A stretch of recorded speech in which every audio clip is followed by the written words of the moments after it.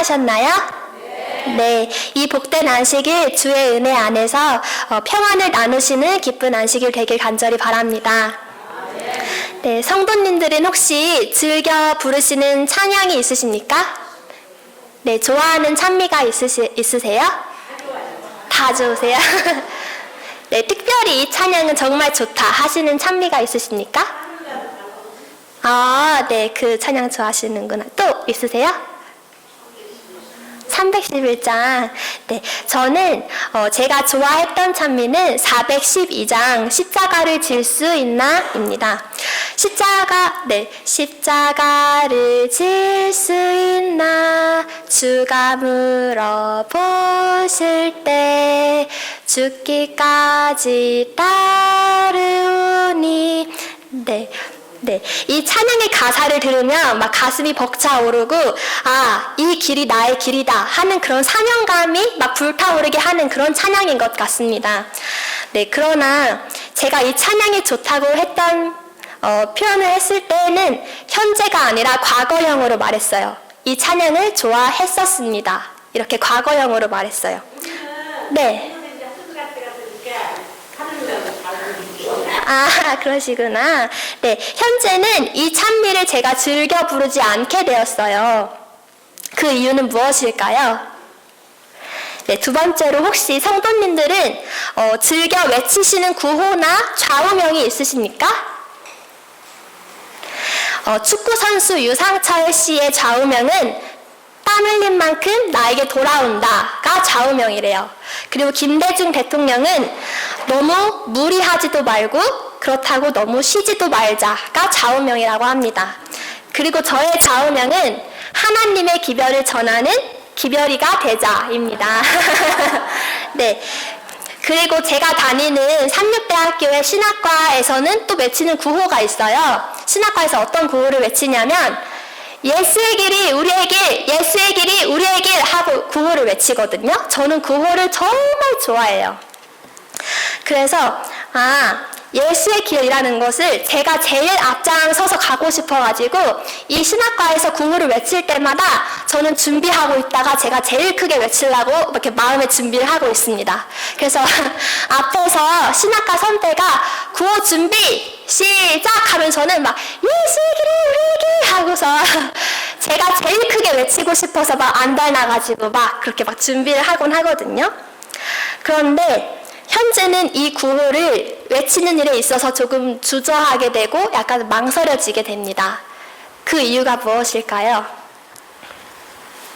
아까 말씀드린 것처럼 저는 십자가를 질 수 있나 이 찬미와 예수의 길이 우리의 길, 예수의 길이 우리의 길이라는 구호를 조금 하는 것에 있어서 좀 주저하게 되고 망설여지게 되었어요. 그 이유는 전에는 십자가라는 것을 저는 질 수 있을 것 같았고 뭔가 하나님이 저에게는 그 십자가를 질 수 있는 힘을 주실 것 같은 그런 막 에너지가 막 솟아났어요. 그리고 예수의 길을 우리의 길이라고 외치는 그 구호처럼 저는 그 예수의 길이 주시는 그 좁은 길을 저는 갈 수 있을 것이라고 믿었기 때문에 저는 그 구호를 외치는 것이나 그 찬양을 부르는 것을 정말 좋아했었어요. 그러나 지금은 내가 너무 예수의 길이 무엇인지도 모르면서 너무 그렇게 구호를 막무가내로 외쳤던 것은 아닐까?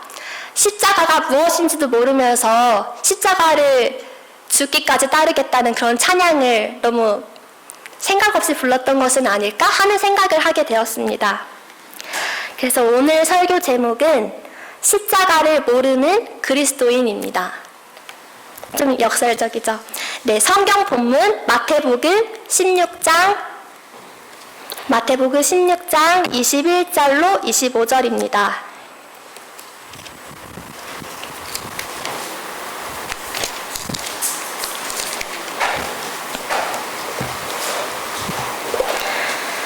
마태복음 16장 21절로 25절입니다.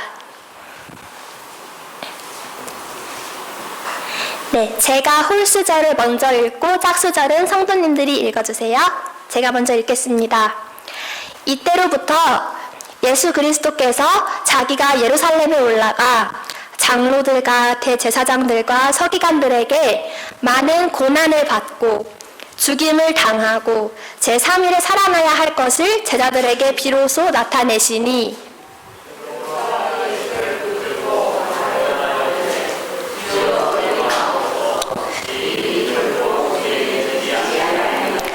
예수께서 돌이키시며 베드로에게 이르시되 사탄아 내 뒤로 물러가라 너는 나를 넘어지게 하는 자로다.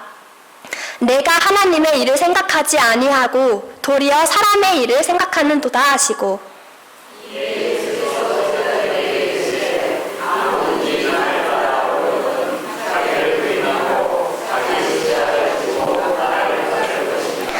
누구든지 제 목숨을 구원하고자 하면 잃을 것이요 누구든지 나를 위하여 제 목숨을 잃으면 찾으리라.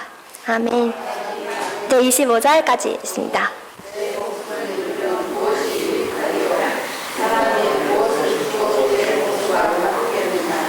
네, 감사합니다. 이 말씀은 예수님이 제자들에게 자신의 죽음을 처음 언급하신 장면입니다. 제자들은 예수님과 3년 반 동안 동고동락하였기 때문에 예수님이 하신 일들을 다 보았어요. 그렇기 때문에 아무리 주위에 있는 제사장들이 예수님을 몰아세우고 바리새인들이 예수님을 죽이려 하여도 이 예수님은 이스라엘의 왕이 될 것이라는 걸 누구보다 믿고 있었어요. 네. 때문에 예수님께서 자신이 이제 곧 고난을 받고 죽임을 당한다고 말씀하시는 순간 아무도 이해하지 못했고 베드로는 도저히 이해가 되지 않았기 때문에 말을 하지 않고서는 그 궁금증을 견뎌내지 못해서 예수님께 외쳤어요. 예수님 그런 말씀하지 마세요. 그런 일이 결코 죽게 일어나지 않을 것입니다. 예수님이 죽는다니요. 말도 안 됩니다. 말은 하지 않았지만 베드로가 아닌 다른 제자들도 똑같은 마음이었을 거예요. 자기가 3년 반 동안 그토록 따라다니던 예수님의 최후 결과가 이스라엘의 왕이 되는 것이 아니라 십자가의 죽음이라니요. 제자들은 3년 반 동안 예수님 옆에서 조금 높은 권력을 얻고자 하는 그런 한 자리를 차지할 생각에 막 떨려하고 있었는데 결과는 자기가 믿고 따르던 스승이 죽는다. 말이 안 되죠. 제자들은 이해할 수가 없었습니다. 베드로와 제자들은 때문에 예수님의 십자가를 보려고 하지도 않았고 믿으려 하지도 않았습니다. 그러나 예수님은 그 말을 하는 베드로와 제자들이 어떤 심령으로 그 말을 하는 것인지 알고 있었지만 십자가를 지지 말라는 그 말과 태도에 대해서는 넘어갈 수가 없었기 때문에 사단아 물러가라 하고 말씀하셨습니다. 제자들은 예수님과 함께 고통에 동참하지 않았습니다. 예수님 옆에서 좋은 자리 하나 꿰차려는 생각밖에 없었습니다. 반면에 예수님은 하늘을 계실 만한 곳으로 여기지 아니하시고 죄악의 땅에 내려와서 사랑하는 자기 백성들에게 모욕을 당하고 기꺼이 그 십자가를 지시는 길에 동참하겠다고 십자가를 지겠다고 하셨습니다. 그러나 사람들 중에 누가 그 길에 동참하겠다고 말할 수 있을까요? 요즘 우리나라에서는 창문 밖을 보거나 옥상만 올라가면 보이는 한 형상이 있어요. 어떤 건지 아세요? 네, 십자가입니다. 딱 창문 밖에만 딱 봐도 십자가들이 엄청 많이 있다는 것을 보았을 텐데요. 하얀색 십자가, 빨간색 십자가, 파란색 십자가가 정말 한 집 건너 한 집꼴로 이렇게 매달려 있는 것을 보셨을 거예요. 기독교에서는 십자가를 아주 대단하게 여기고 기리는 상징이 되었습니다. 제가 모태교인으로서 어렸을 때부터 기독교를 다니면서 몇몇 성도님들의 목에는 십자가 모양의 목걸이가 달려있는 것도 보았습니다. 기독교라면, 그리스도인이라면 십자가라는 것은 우리가 너무나 사랑해야 하는 것이고 대단히 내세워야 할 물건이 되어버렸습니다. 그러나 예수님 시대의 사람들은 달랐습니다.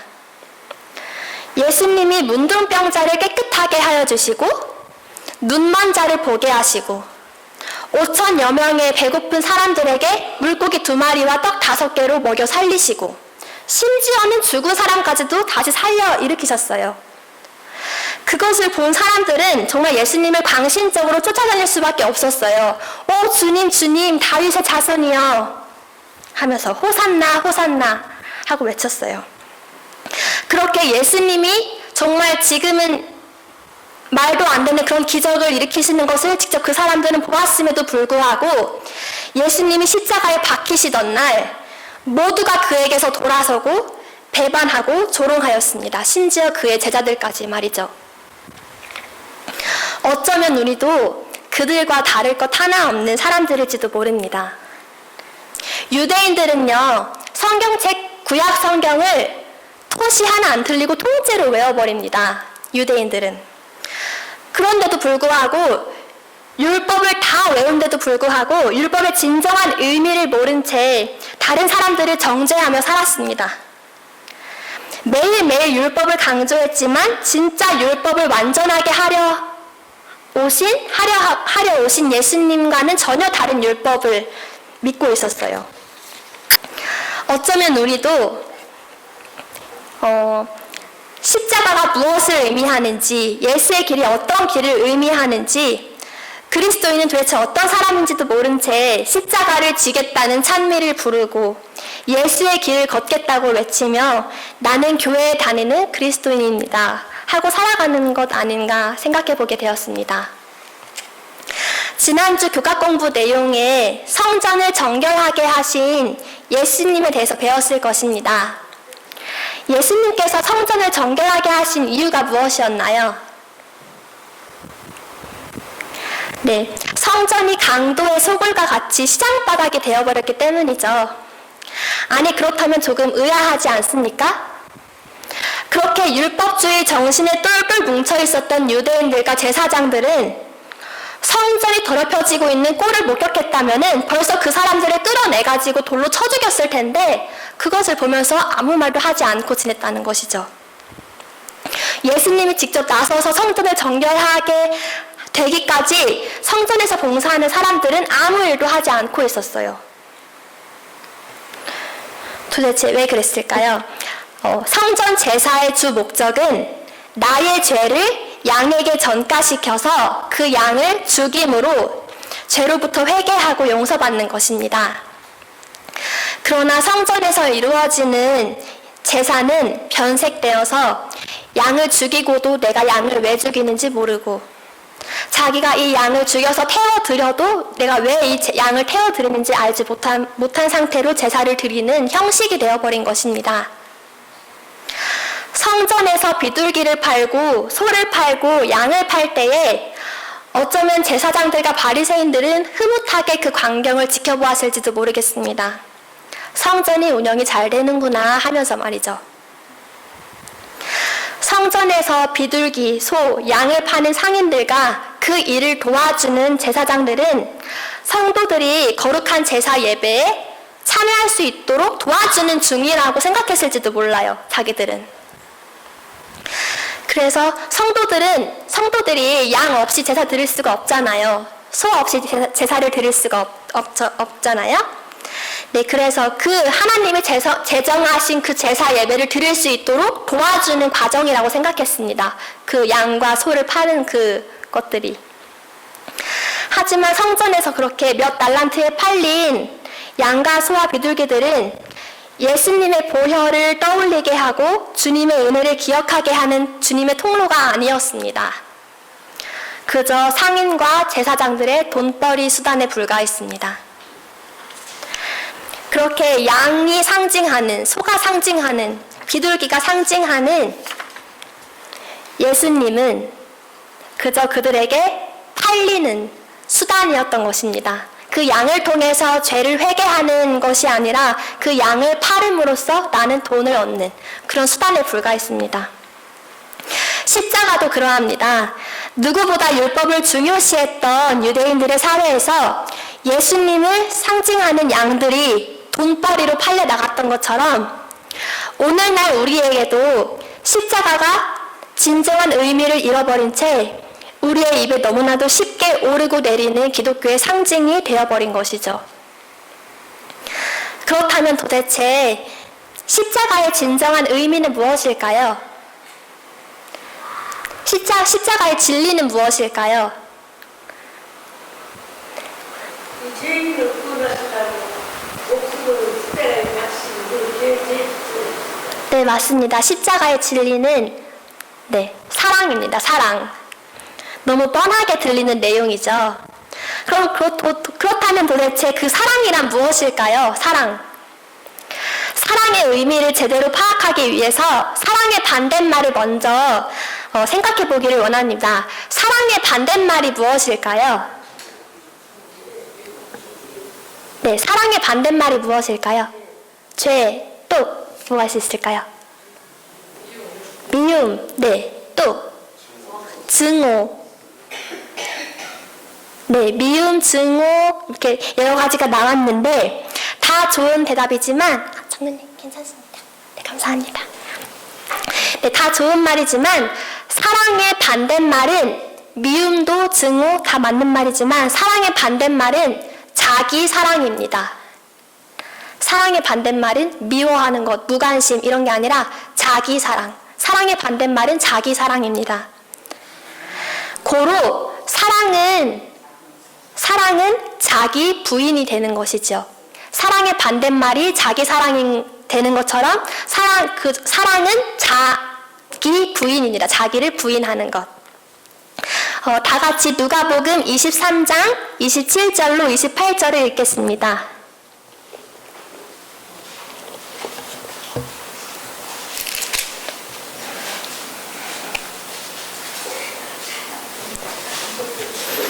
네, 누가복음 23장 27절로 28절입니다.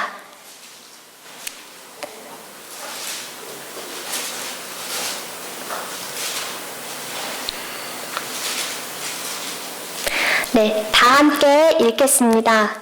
시작. 또 백성과 및 그를 위하여 가슴을 치며 슬피 우는 여자의 큰 무리가 따라오는지라. 예수께서 돌이켜 그들을 향하여 가라사대 예루살렘의 딸들아 나를 위하여 울지 말고 너희와 너희 자녀를 위하여 울라. 예수님이 십자가를 지시고 골고다 언덕을 올라가시는데 예수님을 보고 울어준 여인들이 있었어요. 내가 힘들 때 누가 나를 위로해 주려고 같이 옆에서 울고 있으면 힘이 나지 않으십니까? 내가 힘들 때 옆에 친구가 많이 힘들지 어떡하냐 하면서 같이 울어주면은 되게 힘이 되는 친구 같지 않습니까? 네, 내 옆에서 나의 고통을 위해서 같이 울어주는 것만큼 힘이 되는 것이 없어요. 그런데 예수님은 십자가를 지고 가장 극심한 고통에 시달리고 있는 그 순간에도 나를 위로해주는 그 여인들을 먼저 걱정하셨어요. 여인들아, 나를 위하여 울지 말고 너희를 위하여 울어라. 가장 힘든 그 순간에도 자기 고통에 집중하는 것이 아니라 그 울고 있는 여인들을 위로하셨던 거예요. 그 다음 누가복음 23장 34절을 읽겠습니다. 다 같이 읽겠습니다. 시작. 이에 예수께서 이르시되 아버지 저들을 사하여 주옵소서 자기들이 하는 것을 알지 못함이니이다 하시더라. 네, 감사합니다. 나의 손에, 예수님의 손에 못을 박는 그 순간에도 예수님은 이 못에, 이 고통에 집중하지 않으셨어요. 그 못을 박는 병정들이 하나님께 제사함 받을 수 있도록 기도하셨어요. 하나님, 지금 제 손에 못 박고 있는 이 병정들은 자기가 무슨 짓을 하고 있는지 몰라요. 이들을 용서해 주세요. 예수님은 못 박힘을 당하는 그 순간마저도 자기 고통에 집중하는 것이 아니라, 나의 고통에 집중하는 것이 아니라 나의 못을 내 손에 못 박고 있는 그 병정들을 용서해 달라고 기도하셨던 것입니다. 네. 그런 예수님을 향해서 사람들은 이렇게 조롱했어요. 남은 그렇게 구원 잘해놓고서 자기는 구원 못하냐? 눈먼 자는 눈뜨게 하면서 니는 십자가에서 못 내려오냐? 이렇게 조롱했어요. 네. 십자가는 이 말이 그저 조롱에 지나가는 말이 될지도 모르겠지만 사실 이 말이 십자가의 진리입니다. 십자가는 남은 구원하고 나는 죽어도 남은 구원하는 것입니다. 네, 내가 아닌 나를 구원하는 것이 아닌 남을 구원하는 길이 십자가의 길입니다. 나를 위한 생각은 안중에도 없고 남을 위한 것으로 가득 찬 것이 바로 그 사랑의 결정체가 십자가입니다. 네, 십자가는 도저히 아무리 이해하려고 애를 써봐도 이해할 수가 없는 것인데 그것을 저보고 사랑하냐고, 그 십자가를 저보고 질 수 있냐고 물어보시면은 저는 죽기까지 따르겠다고 그런 찬양의 가사처럼 부를 자신이 없습니다. 제가 지난 겨울방학에 원주에 있는 재림 연수원에 들어가서 2박 3일 동안 개인적으로 기도하고 말씀을 보았던 적이 있어요. 그렇게 한가롭게 24시간을 하나님과 시간을 보내고 있던 중에 최기별, 저는 어떤 사람인지 궁금한 거예요. 아, 나는 어떤 사람일까? 궁금해가지고 종이 한 장을 딱 펴놓고 책상에 최기별 딱 이렇게 이름을 적었어요. 그리고 최기별 하면 떠오르는 것들을 그 주위에 적기 시작했어요. 그래서 제가 교회에 왔을 때 집사님, 장로님들이 불러주시는 것처럼 천사전도사 이렇게 적기도 했었고, 좀 우습게 들릴 수도 있지만 네, 천사전도사, 뭐 잘 웃는 사람, 뭐 밝은 사람, 네, 상냥한 사람, 막 이렇게 좀 분에 넘치는 그런 말들을 적기 시작했어요.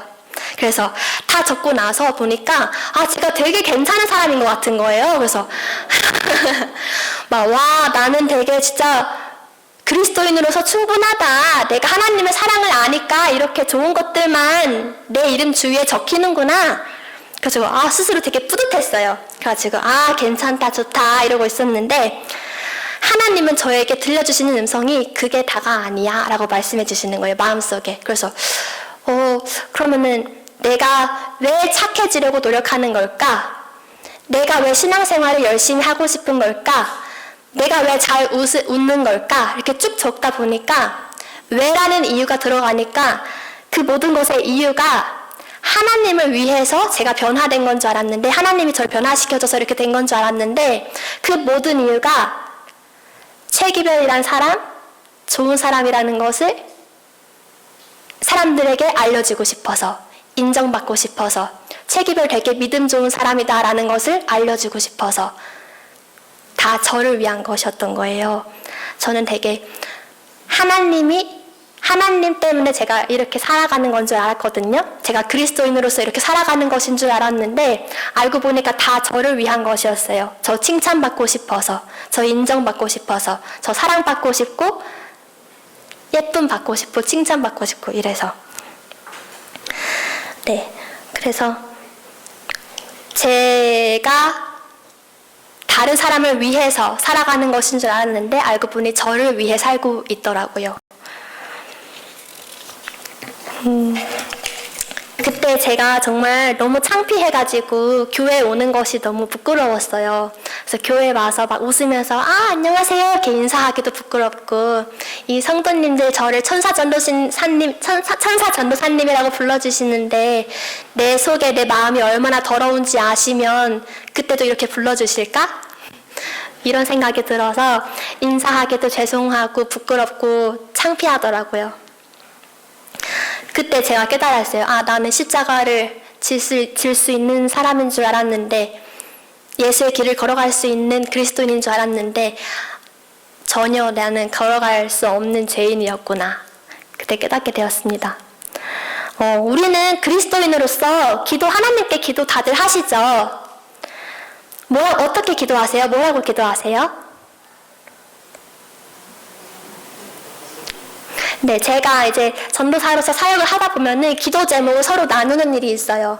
그럼 기도 제목을 서로 나누다 보면은 그 기도 제목들은 어떤 제목이냐면, 내 삶이 조금 더 나아지게 해달라고, 내 보수가 좀 더 나아져서 우리 생활이 조금 더 편안해지게 해달라고, 우리 가족이 건강하게 해달라고, 내 자식이 좋은 학교에 가고 좋은 데 취직해서 정말 좋은 사람이랑 결혼할 수 있게 해달라고, 이런 기도를 많이 들으시죠. 저도 똑같아요. 저도 제 미래, 저의 가족, 그리고 제가 맡은 학생반을 위해서만 기도합니다. 그리스도인으로서 우리는 기도를 하지요. 기도를 하지만 전적으로 나와 관련된 것을 위해서만 기도하지, 내가 모르는 다른 사람의 것을 위해서 정말 열심히 막 매달리면서 기도한 적이 없는 것 같아요. 하나님을 위해서 기도하지 않는 것 같아요. 전적으로 나를 위해서만 기도하는 것 같습니다. 하나님, 제가 진짜 가고 싶었던 그 대학교에 저 그냥 떨어지게 해주시고 제 친구 붙게 해주세요. 이렇게 기도하는 친구는 아마 없을 거예요. 그리고 하나님, 저는 뉴스에 나올 법한 범죄자랑 결혼해도 괜찮으니까 제 친구는 진짜 좋은 사람이랑 결혼하게 해주세요. 이렇게 기도하는 사람은 없을 거예요. 모든 사람들은 나 잘되기 위해서 변론하고 싸웁니다. 모든 사람들은 다 나 잘되기 위해서 살지 다른 사람의 행복을 위해서 나의 현재 상황을 더 악하게 만드는 일을 하지 않죠. 모두가 나 좋은 사람 되기 위해서 아둥바둥할 때 예수님은 내 백성 살리기 위해서 그 모든 더러운 죄를 다 짊어지고 십자가를 지셨습니다. 지난주 안식일 저녁에 영건이랑 대영이랑 대화를 하는 도중에 대영이랑 영건이가 하는 말이 옛날 전전 부목사님이었던 박성욱 목사님을 얘기하는 거예요. 그래서 박성욱 부목사님이 정말 좋으신 분이었대요. 그래서 저는 내심 궁금해가지고 어떤 분이셨길래 그렇게 좋다고 말하는 거냐 하고 물어봤죠. 그랬더니 뭐 이래서 좋았고 저래서 좋았고 막 좋았던 것들을 막 얘기하더라고요. 그래서 저는 그 얘기를 쭉 들으면서 그랬구나 그래서 좋았구나 하면서도 내심 마음속에는 부럽더라고요, 그분이. 그래서 제가 나중에 은근슬쩍 말했어요. 나 나중에 이제 이 교회를 떠나게 되면은 그 다음 전도사한테도 최기별 전도사님 좋았다고 말해줄 거야? 이렇게 물어봤어요. 그때는 무의식에 말했지만 지나고 생각해보니까 제가 얼마나 하나님을 위한 일을 하는 것이 아니라 최기별을 위한 일을 하고 있는 것인지 깨닫게 되었습니다. 성전에서 마치 제사를 드릴 수 있도록 도와주는 것처럼 가장하고 양을 팔았던 상인과 제사장들처럼 저도 전도사의 탈을 쓰고서 저 잘되기 위해서 아둥바둥 하고 있던 것을 발견하게 된 것이죠. 네. 사랑하는 성남중앙교회 성도님들은 가짜 십자가를 아시면서 그 십자가를 사랑한다고 말하지 않기를 간절히 바랍니다. 십자가의 진정한 의미를 깨닫고 그 십자가를 지겠다고, 그 십자가를 죽기까지 따르겠다고 당당하게 찬양할 수 있는 성남중앙교회 성도님들이 되길 간절히 바랍니다. 이 말씀을 전하면서도 여전히 십자가를 알지 못하는 무지한 전도사지만 예수님이 재림하시는 그 날까지 그 십자가가 그저 형식적인 상징의 십자가가 아니라 우리 모두 마음에 그 십자가를 알길 원한다고 고백하는 성남중앙교회 성도님들이 되길 바라며 말씀을 마치겠습니다.